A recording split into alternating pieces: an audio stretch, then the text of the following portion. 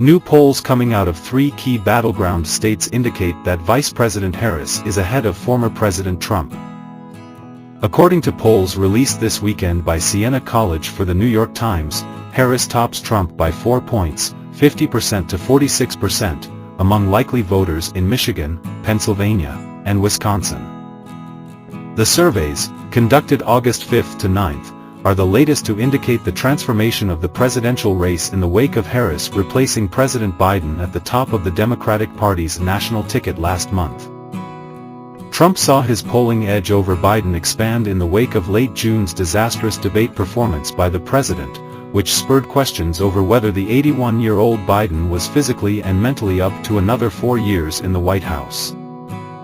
In the 3 weeks since Biden's blockbuster announcement, a slew of national and key swing state polls have indicated it's a margin of error race between Harris and Trump.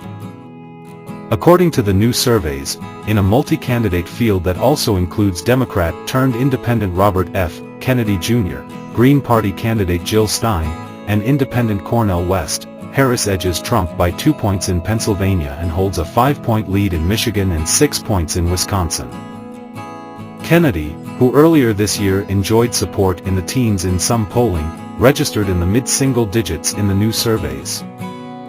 The polls were conducted slightly before and mostly after the vice president on Tuesday announced Minnesota Governor Tim Walz as her running mate on the Democrats' 2024 ticket.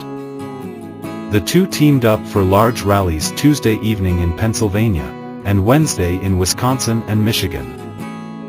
The 3 states are known as the Democrats' Blue Wall, which the party reliably won in presidential elections for nearly a quarter century before Trump narrowly carried them in capturing the White House 8 years ago. In 2020, President Biden won back all 3 states with razor-thin margins as he defeated Trump, and the states remain extremely competitive in the 2024 presidential election. The New York Times/Siena College polls were conducted between August 5 to 8 with 619 registered voters in Michigan and 661 in Wisconsin. The Pennsylvania survey was conducted between August 6 to 9 with 693 registered voters.